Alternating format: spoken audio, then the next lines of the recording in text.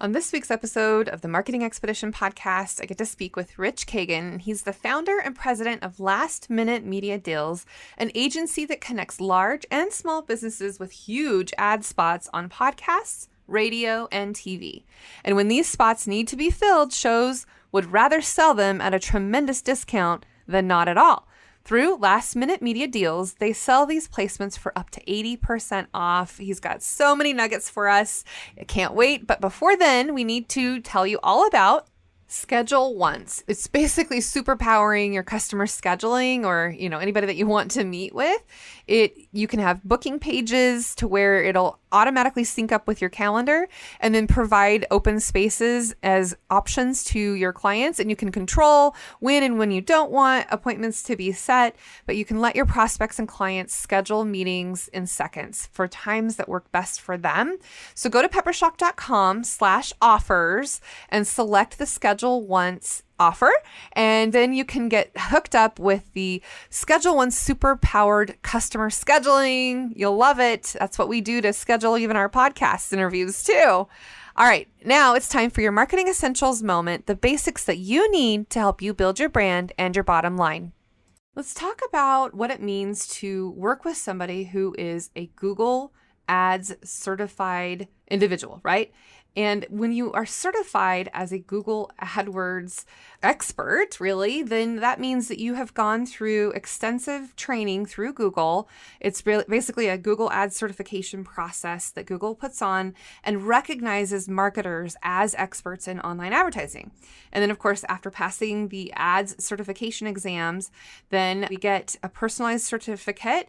And if affiliated with our company, like Peppershock Media or others that are out there, then you can contribute to the company as a Google partner with Google partner credentials.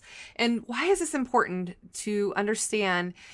Because there's so many different options and so many different places to be able to advertise on Google. And since Google is the number one search engine platform out there, if you're not advertising or putting your business on Google or Google My Business or on the maps or on the search or, on the ads that are showing up in Gmail, any of those places, right? You're missing out.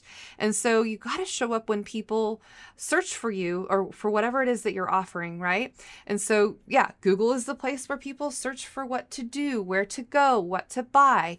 And of course, your ad can appear on Google at the very moment somebody is looking specifically for your product or service, right? So you want to make sure that that ad is performing and doing what it needs to do, either whether it's on desktop or mobile or the well-timed ad that people can really turn into a valuable opportunity, right? And Rich is going to talk more about all of these things, but let's get right into it with him and go.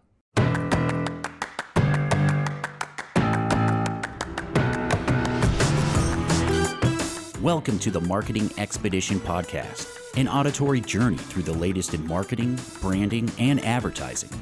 Now, here's your Marketing Expedition guide, Ray Allen. Welcome to the Marketing Expedition podcast. I'm your host, Ray Allen. I'm the president and CEO of Peppershock Media and the founder of the Marketing Expedition community. And today's guest, we have Rich Kagan on the show. Welcome, Rich. Hey, how are ya? Welcome. So let's just, dig right in and share a little bit about you and what got you here and where you're at, where you're from, and all the good stuff.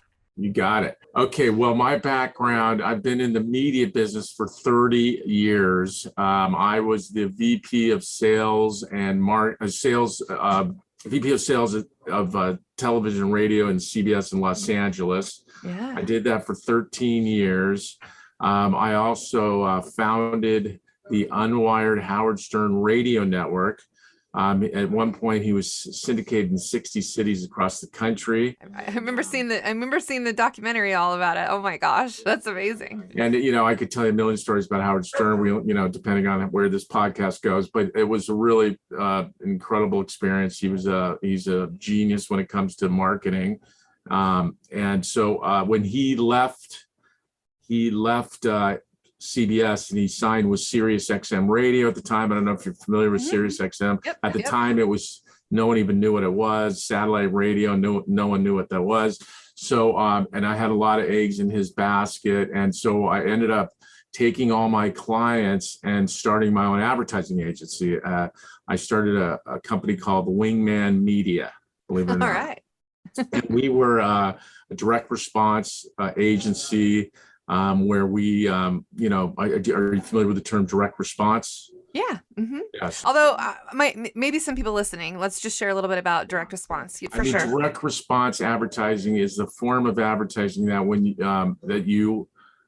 is created in order to elicit a response, whether it's going to their website or whether it's a phone call. Those are primarily the two ways of getting leads. You're responsible. With my clients, I'm responsible for getting, them leads, and I'm responsible for getting them the best cost per acquisition. And so we create ads that drive sales, basically. That's what direct response does. As opposed to branding, where, you create an ad and you want people to, improve your image and build a brand image. When you do direct response advertising, you are building a brand, but the primary goal is to get your client business, sales. Right. So I own my Wingman Media for 13 years. And when you're responsible for the best cost per lead and cost per acquisitions, you have to get media as inexpensively as possible. Right. For obvious reasons. If you could get media for less money, your leads are going to be less and your cost per acquisition is going to be less. So being on both sides of the aisle, buying media and selling media, I was very aware that there's a lot of media that goes unsold across the country on television, radio, billboards. And so I was able to create a company. We were able to tap into this media that's not going to be sold the following week. And when you tap into it last minute, the media sells it for about 80% off. Right. So that's why. And then I sold my advertising agency in 2017, and I decided to dedicate my life, because I have 3 kids under 12. I'm not going to be retiring for a while, to make sure my clients never pay too much for their media. I love it. So now you've got last minute media deals, right? For the media deals, we are the price line of media. I love it. And so let's just explain a little bit about how it works. I mean, not that we're going to, steal away your thunder, but just without giving away the farm. I mean, give me a success story. Give me a scenario of where you help and how you kind of dig in and make this happen. Absolutely. Yeah. I have a different, like a whole, what am I trying to say? A whole array of different clients that don't relate to each other. I have a very big tech company called Monday.com out of Tel Aviv, where it's a project management platform. They're in 40 countries. They just went public. They're valued at about $12 billion. And then I have a client called Wesley Financial that gets people out of their timeshares. I have clients that I have a snoring device out of Australia called Mute. I have, Nice. a product for women who are going through menopause. It's called Amberen. So anyway, so you can see I have a real wide array of different clients. Very diverse. Very diverse. I have a mattress client, so basically, Wesley Financial is a perfect example of a company that was, they had never done offline media. They had never done radio and television. And so when you want to test media, it's a real advantage if you're able to test it as inexpensively as possible. So we were able to get them on radio for, $2 CPMs when it's normally $15 CPMs. And so they were able to scale their business. And now, they're buying TV and radio and out of home. They're spending, $1 million a month. So the whole advantage to him was he was able to test media for, a lot less money. Right. And get a lot more spots to air. Spots for your dollars, they call it bang for your buck. Right. Exactly. Yeah. Get more bang for your buck. And the way it works though is you understand what stations have available time slots and then you fill them right at the last minute, right? We have a network and the systems and infrastructure to know all the media that's not going to be sold the following week. and we have systems in order to tap into it. And literally we could turn a media buy around in 3 days. So a client would come to us and tell us exactly what kind of media they want to buy, whether it's out of home, whether it's TV, whether it's radio, podcasts. Like this client I mentioned, Monday.com, they buy $1 million a month in podcasts. Oh, maybe we'll have to talk so they can sponsor this podcast. I'm familiar with Monday.com. Are you familiar with Monday.com? Yeah, I get the ads. So you're doing a good job because they show up and I've done the demo and I've seen it. And I think that they may have even been was it Adobe Max or maybe one of the trade shows back before COVID, right? BC before COVID. Yeah, so I'm familiar. Anyway, carry on. No, this is great. Yeah, so they love me because I'm able to buy podcasts for what we do is it's called dynamically insert their ads into thousands of podcasts last minute. And so podcasts, for anybody that is familiar with advertising on podcasts, the CPMs are unbelievably high, like anywhere from $30 to $50, could be $100. We're buying thousands of podcasts for about $5 CPMs, and we're able to get huge reach because of the way we buy it. And so then you are able to do it kind of last minute and then turn it around very quickly using your platforms and processes. And do you, like for radio and television, is it mostly on the national networks or can you do local buys too? That's a good question. What I do, it's good to have a national client, because if you're national and you can buy any market and you can, service a client nationally, you'll never run out of media. If, I have clients that come to me and say, hey, could you buy me TV, local cable in Dallas? And we can do it. It's just, there's less media. So, right. So national is ideal. Most of my clients are national.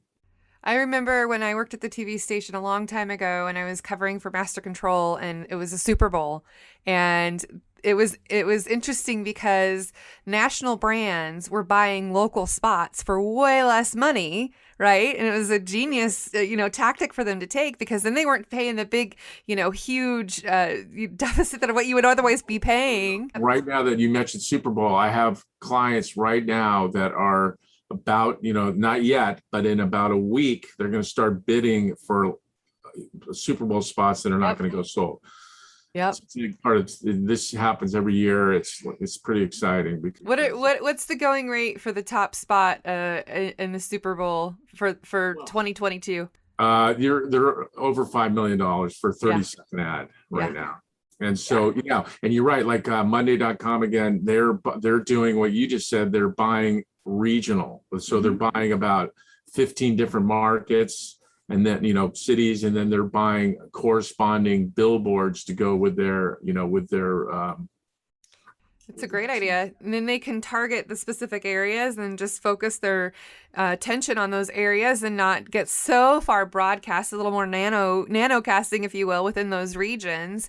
And then you can serve up the ads and the billboards. I think it's a really good way to geo-target your specific audience. So that's a really good strategy, because then you're not spending the $5 million to get the message out, but you're spending, $1 million, like you said, and still getting it in those areas. They have specific markets that are better, more tech-oriented markets. They want to be on in Austin and San Francisco and Seattle, and don't necessarily want to be on in, Boise, Idaho. No offense. Right. No, I get that. Now, Monday.com, basically just share a little bit so that people understand what Monday.com is. Sure.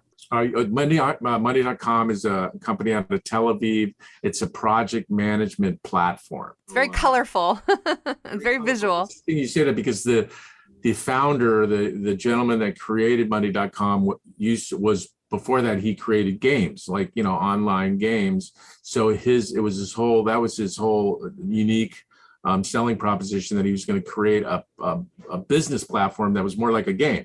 And look, and it's easy to use and fun to use, and it looks good, and it's an amazing platform. That's awesome. Do you normally, if somebody comes to you and they need a commercial, do you do that in your agency, or is that something that you work with, or maybe they already have a commercial created at this point because it's kind of, last minute deals, right? So tell me about the process that you go through when that happens. Yeah. Yeah, no problem. We're, we're a full service agency, but we just have a different, media buying model. So we have in-house production people. Now, being in the DR space for 30 years, I have a different philosophy when it comes to creating ads. We create a lot of ads and we test these ads, in order to find out which gets the best cost per call. We test different creative, we test different networks. I have production companies that make commercials very inexpensively, because most, and they're still great commercials. There's just you could pay $1 million for a TV spot and not even blink an eye, and it could work less well as a $2,000 TV ad. Right. I remember the commercial that just had color bars because they spent all of their budget just to try to get 30 seconds during the Super Bowl, since we were talking about that. And so then they just had color bars, and then they had like text across the screen to say, I see. The thing is, though, I don't remember what brand it was for. I just remember that they didn't spend the money. It sounds like a very unique concept that might actually, because, the Super Bowl, if it was my money, I don't think I would spend $5 million on a commercial, because it's just, most people are eating and drinking and partying and nobody's even watching the commercials. And unless you're in the industry, right? Then it's all about the ad bowl. Right, exactly. Yeah. It's an industry thing. And the consumers don't even care. Yeah. But it's a huge platform. So a lot of people feel it's worthwhile. But you're right. I mean, the way video production goes, I mean, you could literally spend, a couple thousand all the way up to, 200,000 on the spot, and especially in the different bigger city areas, right? That's our claim to fame, is say, hey, you can pay Boise rates, and it's probably not as much as what you're going to pay in the bigger cities, but yet, still got the big city experience. People are getting wise to it. I mean, they're going to these huge agencies, and these agencies charge, ridiculous amount of, strategic fees and all this kind of stuff. And at the end of the day, for me, it's whether or not the commercial drives phone calls or drives, web traffic. So, and, one of my biggest clients was a solar company called Varango Solar, and the CMO was from Countrywide Mortgage. I don't know if you ever heard of it. Oh yeah, I remember them. Absolutely huge. They had a $250 million advertising budget, and then he became the CMO of the solar company. And, he said, Rich, he said, the nicer the ad, in my experience, the more beautiful it is, the more slick it is, the less likely it is to drive phone calls or a business. And that's a fact. I've been doing it a long time. When people think it's a commercial, they are conditioned to tune out. Exactly. Yep. Mute. Exactly. So, we create commercials that are sound like interviews, and, we create kind of contextual commercials, so they sound like they're part of the programming, and, and we test everything. Yeah. I like to use the word infotainment or edutainment. So when you were talking about the process of going through, and when you are talking about CPMs. CPM is basically the measurement to know how much it costs to reach 1,000 people. Right. So it's M standing for, the Latin word millennium. Million or millennium, yeah. I think that's what. Anyway, so CPM is it's the only way to really technically, analyze whether you're getting a good deal on your media.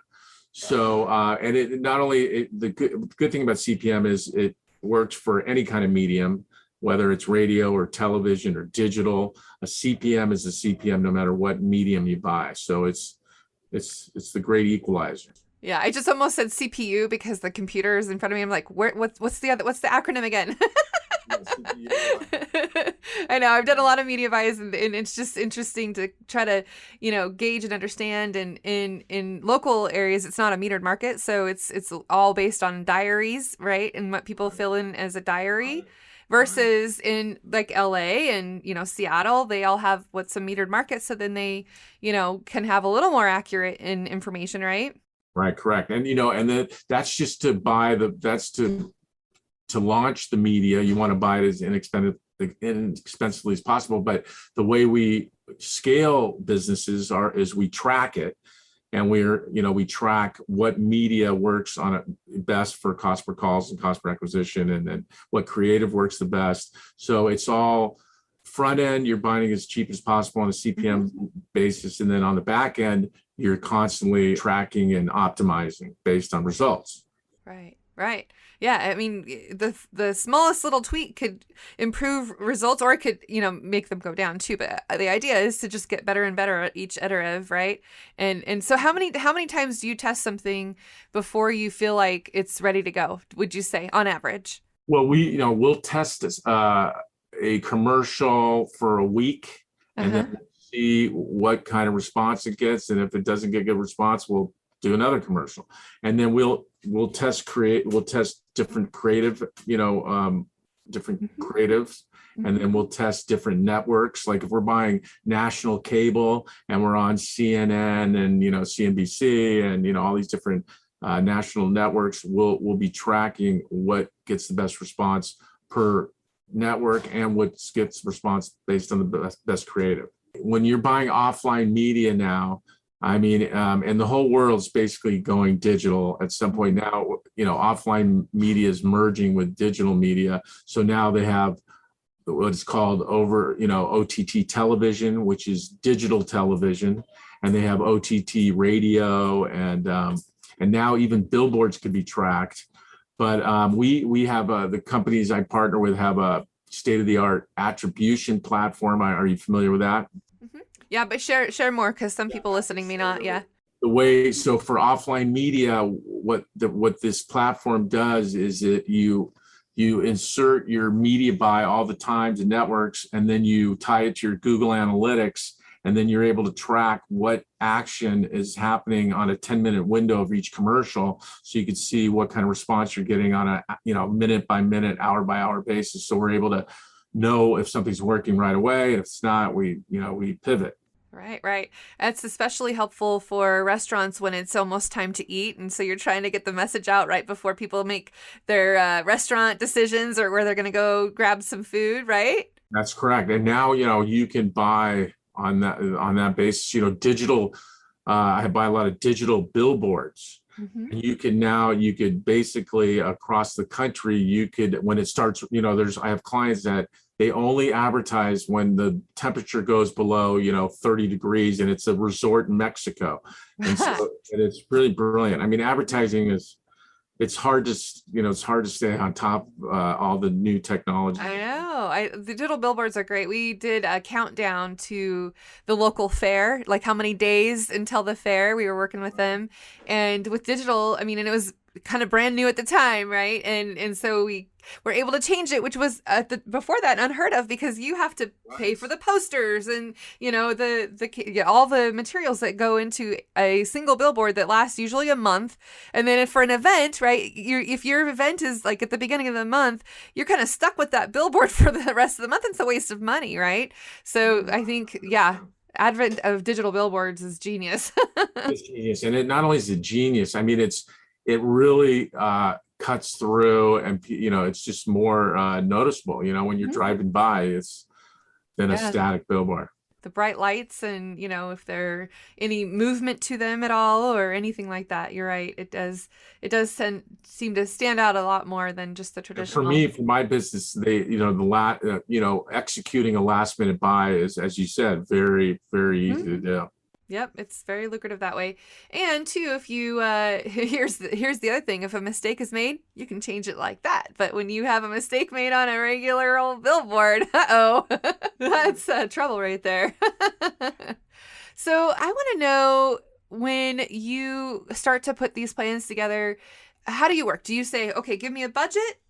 I always love this question, because clients do well, tell me how much it's going to cost, or, oh, here's how much I have. How do you operate? Do you try to get a budget first, or do you, backtrack and just say, this is what it's going to cost you to get these results? That's a great question, Ray. Yeah. Okay, so here, the way we do it is in the direct response world, you back into a budget based on, so you say to a client, how many leads do you need next week? How many leads? And if they say, we need, 200 leads, then we will tell them, well, based on our, and this is how you create a media plan. Based on our, experience, your cost per, we know if you buy national cable, your cost per lead is going to be roughly $100. So if you want, 100 leads, your budget's going to be around $10,000. That's how you back into a real budget in the direct response world. Now, because it's all about response for us. So that's how we do it. We don't just go, what's your budget? Right. Yeah. Yeah. We want to learn more about, what they can spend, but also what we want to recommend that they do spend to get, what their goals are. Yep. Objectives. You got it. So I want to know a little bit more about your history. As you heard earlier, I teach at a university, and so sometimes I let my students, or I assign them to listen to some podcasts. I think this will be a great one for them to listen to. So what are some things that you wish you would have known before you got into this industry or before you started your own business? Wow, that's a good question. That's a very good question. Think to the way back. I've been doing this a long time. Well, for what I do, I wish I would have done what I'm doing now a lot earlier, because I was aware that there's a lot of commercials going unsold, and I was aware that that CBS was selling things last minute for huge discounts, but I never really figured out a way to tap into it, on a national basis. So that I wish I would have known what I know now, 20 years ago, for this business. But in general, I'm trying to think what in advertising. It's a good question, Ray. You got me on that one. Well, we can come back to that one. I'll think about it. Yeah. Okay. So here's another one somewhat related. It might be a little easier for you to answer here.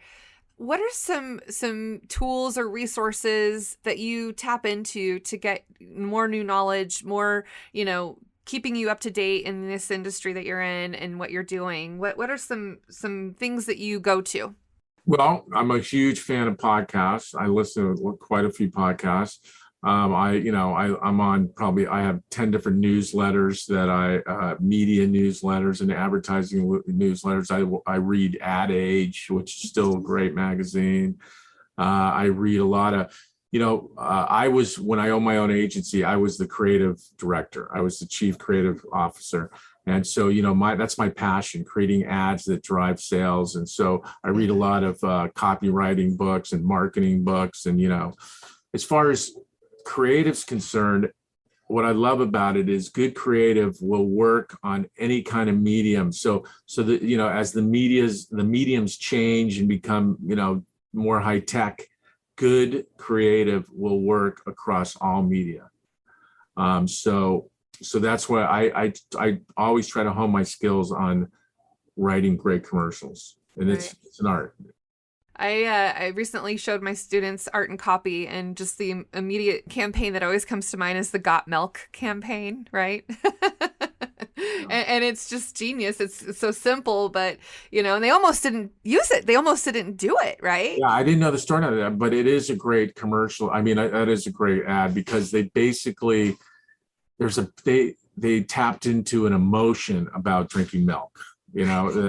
People just drank milk, but they actually created a brand based on an emotion of the satisfaction of how great it is to drink milk after, you ate a chocolate chip cookie or whatever. Right. And that call to action really is, kind of blatant, but you didn't even have to say it. You didn't have to, make that so blatantly obvious to people. Everyone could relate to it, if they're eating cookies, what do you have, right? You have to have milk. Yeah, that was a brilliant campaign. My favorite one was that where there's like a radio announcer answering, call first, six caller calls in and you have to answer the trivia question. But, the guy has his, mouth full of food and he's trying to say the answer and he can't be heard. It's just a mumble, and so then, got milk afterwards. It's genius. Yeah. Do you know the agency that created that? It was a really famous agency, Goodby and Silverstein. Yep, absolutely. So what do you see in the next, let's just even start with the next 6 months, because it's just been such a roller coaster with, the pandemic and all the changes. But if you could put on, a crystal ball and look into that crystal ball, what would you see in the next 6 to 12 to maybe 24 months from now? Well, as I mentioned, the whole world in the media world, it's now companies are going from buying, CNN and buying TV shows to now buying audiences. This is where the world's going. So now it's OTT television and OTT. You're buying. And explain what OTT means, just so that people listening will understand that. Yeah. Yeah. OTT television is basically digital television. So when you watch it on your iPad, over the top, right? Over the top. Yeah. It's called OTT. Over the top. Yeah. OTT. And it's and so when you're watching it on any digital device, they're streaming commercials based on your demographics and your psychographics, and you don't say buy these specific shows. You're saying, I want, adults 25-54 that have American Express, and you're able to target these people based on that demographic. And that's where the whole world's going. Yeah, absolutely. I like how you said that. They're buying audiences, not just programming, right? Not just the specific program, but more about the people watching that program and reaching them specifically, and across many different channels, many different platforms, right? It's not just any one that's going to work. You have to, you really have to get to people. I think I read in Ad Age, actually, it was like 12 to 15 times before people will do anything, or, they have to see it, hear it, and have that reach and frequency just right. And I think it used to be like 5 to 7 times, but now we're so inundated, right? At one point it was 7 to 9 times, and now, we're so inundated with everything that it's very difficult to cut through. So you either have to cut through with a huge amount of frequency, or you have to cut through with something very compelling. And you're right, nobody won't even reach people's radar unless you just hammer something home. Okay, you get to only pick 2. Fun, fame, or fortune. So working with a client, if they're fun and the fame is like giving you recognition or, getting some clout because you've worked with them, then fortune. Fun and fortune. Fun and fortune. Okay, got it. Now, wait a minute. Better, faster, cheaper. Which one of those? Which 2 of those? That's a tough one. Better. What's better according to what? Results? Yep. You got to go. That's a tough one, because my business, we're built on speed. We do right. So faster for sure. Faster and better. Okay, but not always cheaper. So there's like maybe faster, cheaper, but not always better. Yeah, you might be able to find cheap media, but if it doesn't get you results, then it's very expensive media. Right. So I have to go with fast and better. I know it's you're striving to hit all 3, right? Better, faster, cheaper. But sometimes you can't always have that, especially in an expedited situation, or if the creative has to turn around quickly, or maybe you already have it ready to go, and then it's just buying when it's the prime time to buy, right?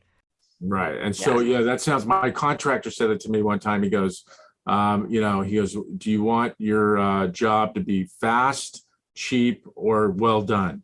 And I go, I go, well, I want it to be fast. And I don't want it to be fast. I want it to be well done. I want it to be inexpensive as possible. Then she goes, then you can't have it fast. You can only have 2, just like. That's right. Exactly. Yeah. And sometimes you can get into trouble if you promise all 3, and it's just not going to, be in anybody's favor. Yep. Okay. Here's the question that might stump you. If you could step into my shoes for a moment, what would you have asked yourself that I didn't ask yet? Well, one thing, I'm not sure exactly who's listening to your podcast. It sounds like, if I was going to give advice to your students that are thinking about going into advertising. Is that correct? Yep, there's a portion of the students, and then also, other marketers and, other marketing directors and entrepreneurs. There's quite the kind of just leadership or people looking to become leaders. Yeah. Well, I was going to say, if you're about to get into the advertising industry, like when I got my degree in marketing, and my teachers at the time, I was going to go work for an advertising agency, and you start at the bottom and you work your way up, and it's a very tough way, and you don't make a lot of money. So so my teacher said, Rich, if you love advertising and you want to make money, go into media sales. Media sales are, so you get the best of both worlds. And that was good advice. That's why I didn't go into the advertising business. I went into the media sales business, and it worked out really well for me. So yeah, even for yourself, fun, fame, and fortune, it was a little bit more about the fortune, which is great. Yeah. Good. Okay, so let's see. What's the biggest challenge that you have had to overcome within the last, I don't know, month or so? Oh, that's a great question. I have a mattress client. Now you only would know these people if you're in LA. It's a company called Sit and Sleep. He's got 40 stores. He's the biggest He's like his slogan is, "I'll beat any advertised price for your mattress is free." That's his slogan, and he's very famous in LA. He's like an icon in LA. Well, but we had a marketing challenge with him and with his company because people do not know when to renew their mattress. They don't know when to get a new mattress. And so people were, we were trying to figure out, mattress sales were not doing very well. And we had to create a way to compel people to buy a mattress when they didn't think they needed a mattress. So so when do you need to renew your mattress or get a new mattress? Great question. See, most people don't know that. So, every mattress has a tag on when you bought it. You're supposed to replace your mattress every 8 years. And what we created a campaign. It was a brilliant campaign, not me specifically, but the creative director that I had hired at the time. Yeah. He did his research, and he found out that mattresses double in weight after 5 years from bed bugs, skin cells, and sweat. Uh-huh. And so we created a commercial where, this guy, Larry Miller, the CEO of the company, he takes out a chainsaw and cuts open a mattress and shows, how, disgusting they are. And immediately, shock and awe. the mattress sales started going through the roof. I bet. Because we gave a reason for people to, because no one thinks about, how disgusting their mattress is after a few years. Right. That's that whole edutainment word we came up with earlier. It's been said before, but yeah. Replace after 8. Yeah. Replace after 8. All right. It was a great campaign because it went viral, and we had radio station morning shows would, as far as a promotion, they would bring a mattress, a new mattress, and they'd weigh it against a mattress that was 8 years old, and the same mattress, and it would be double the weight. And it got a lot of play. Ooh, you just gave me chills. And I'm sure now everybody that's listening to this is going to rethink their mattress, So wait, does your client ship to other areas, or is he just in LA? Oh, he does. Yeah. There you go. It does ship to other areas. Sitandsleep.com. SITNSLEEP.com. Apparently they're going to have to sponsor this podcast too. Yeah, you're right. We can drop some links in there if they do, huh? That's great. Well, Rich, tell me, how can people reach out to you? What's your preferred method of communication? Okay, yeah, I'm on my cell phone 24 hours a day. I'm one of those people that will answer my phone at 2 a.m.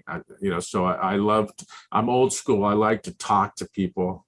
So that's my preferred way of reaching me. And that my number, I don't know if it's on the screen or not, but it's 310-420-0490. Okay, if your phone blows up. I can't wait. And then, obviously you get my email is rich@lastminutemediadeals.com. And that's my website, lastminutemediadeals.com. And, It's something I still, to this day, and I've been doing this for 30 years. Yeah. When I put a client on the air and their phones start ringing off the hook, it's the greatest feeling in the world. Yeah, that's awesome, especially to know that you've had that impact and it's worked out well, and all the goals are being met and exceeded, right? What is that? Under promise, over deliver, right? Right. That's my life. Yeah. Good. We just say, we don't promise anything. We test and then optimize based on the test. So we usually don't fail because we only test small, and then, it's not like I would never do a Super Bowl ad, put it that way. Yeah. Right. So have you worked and partnered with other agencies that maybe focus on other things aside from media buy? Yeah, we do. We white label, what I'm talking about, for a lot of digital agencies that don't buy offline media, and a lot of big agencies. You'd be surprised. The bigger the agency, the less likely they are to buy media last minute. It's a different way of buying media, so you have to have different systems in place. Right. And it is truly the ability to be very nimble and move quickly, which is, this day and age, that's what everybody wants now. I mean, it's the convenience factor. So that's awesome. I'm glad that you were able to identify and build this niche that you've created as you go through this process and share all of your knowledge and, wisdom and expertise, having been on both sides of the fence. It's really great. Thanks. My pleasure. That's what I love. All right. Well, thank you so much for joining us today, Rich. And for those of you listening, be sure to share his podcast out with others that you think might need to hear this as well. Right, Rich? That would be great. Sharing is caring, and also reviews too. That's how we build our, brand as well. So getting those reviews out there are great. I try to remind people to do that just as much as we can do it for you. So with that, thank you again, Rich. Until next time, everybody, enjoy the journey, and we will see you then. Thanks for listening to the Marketing Expedition podcast. Want to continue the journey? Don't miss out on new episodes. Subscribe on iTunes, Spotify, Amazon Music, or wherever you get your podcasts. Wouldn't it be great if there was one place you can go to get all the latest information and tips about marketing and advertising? The Marketing Expedition community is that place. People like you gather in our online community to build relationships with others and find the latest marketing trends, tactics, tools, and technology. We help you build your brand and your bottom line. Start your adventure today. Visit themarketingexpedition.com to find out more.